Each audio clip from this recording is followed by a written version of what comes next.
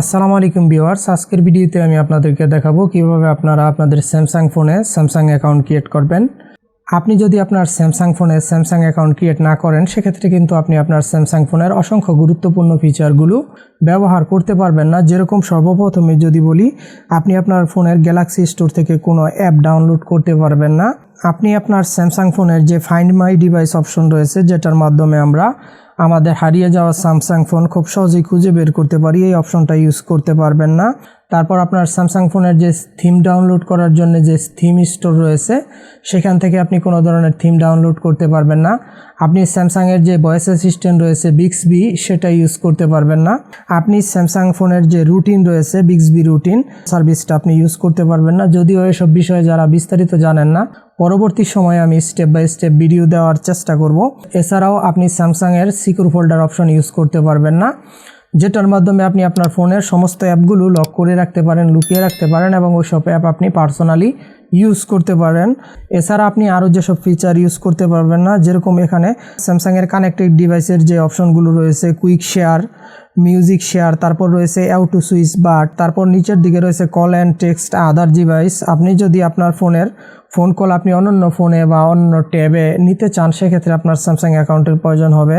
তারপর আপনার continue apps to other device, এক্ষেত্রে আপনার যদি স্যামসাং ট্যাব থাকে সেক্ষেত্রে আপনি কিন্তু স্যামসাং ইন্টারনেট এবং স্যামসাং নোট কিন্তু আপনি এই ফোনে কাজ করতেছেন, এই ফোন রেখে কিন্তু আপনি আপনার ট্যাব থেকেও কন্টিনিউ করতে পারবেন। এই অবশ্যই তার জন্য আপনার স্যামসাং অ্যাকাউন্ট থাকতে হবে। এছাড়াও আরও অসংখ্য গুরুত্বপূর্ণ ফিচার রয়েছে যেগুলো আপনি স্যামসাং অ্যাকাউন্ট ছাড়া ইউজ করতে পারবেন না। তো অবশ্যই আপনি একটা স্যামসাং অ্যাকাউন্ট ক্রিয়েট করে নেবেন এবং স্যামসাং অ্যাকাউন্ট কিভাবে ক্রিয়েট করবেন সেই প্রসেসটা দেখাচ্ছি। খুবই ইজি প্রসেস। আপনি চলে যাবেন আপনার গ্যালাক্সি ফোন থেকে সেটিং অপশনে যাওয়ার পর একদম উপরের দিকে স্যামসাং অ্যাকাউন্টে একটা অপশন শো করবে, এখানে ক্লিক করবেন।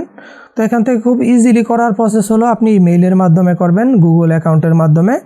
তো তার জন্য এখান থেকে আপনি just sign in with Google অপশনে ক্লিক করবেন। এখানে ক্লিক করার পর আপনার যে জিমেল অ্যাকাউন্টটি প্লে স্টোরে অ্যাড করা থাকবে ওই অ্যাকাউন্টটি শো করবে, জাস্ট ওই অ্যাকাউন্টটিতে ক্লিক করবেন। দেন এখান থেকে আপনি কন্টিনিউ অপশনে ক্লিক করবেন এবং এখানে কিছু অপশন শো করবে, এটা স্ক্রল করে আপনি নিচের দিকে চলে যাবেন এবং নিচ থেকে অ্যালাউ অপশনে ক্লিক করে দিবেন। তো তারপর এখান থেকে আপনি টার্মস অ্যান্ড কন্ডিশন এই অপশনে টিক করে দিবেন, নিচ থেকে স্পেশাল টার্মস এটাতেও টিক করে দিবেন, এই দুইটি অপশন টিক করে দিবেন। তো তারপর এখানে নিচের দিকে আরও কিছু অপশনাল অপশন শো করবে, এগুলো এগ্রি করলেও চলবে, না করলেও চলবে, কোনো সমস্যা নেই, আপনি চাইলে এগ্রি করে দিতে পারেন। তারপর একদম নিচ থেকে এগ্রি অপশনে ক্লিক করবেন। তো এগ্রি অপশনে ক্লিক করার পরে এখানে আপনার ফোন নাম্বার ভেরিফাই করতে হবে। এখানে Bangladesh by default automatically select হয়ে গেছে। তো তারপর কান্ট্রি কোড এখানে এসে গেছে, নিচ থেকে আমরা জাস্ট কান্ট্রি কোডের পর থেকে বাকি নাম্বারটা উঠিয়ে দিব। এখানে অবশ্যই আমাদের যে কোনো একটা মোবাইল নাম্বার দিয়ে ভেরিফাই করে নিতে হবে। তো আমি জাস্ট আমার একটা নাম্বার উঠিয়ে নিচ্ছি। তো এখানে আপনি আপনার মোবাইল নাম্বার উঠিয়ে দেওয়ার পর নিচ থেকে সেন্ড অপশনে ক্লিক করবেন।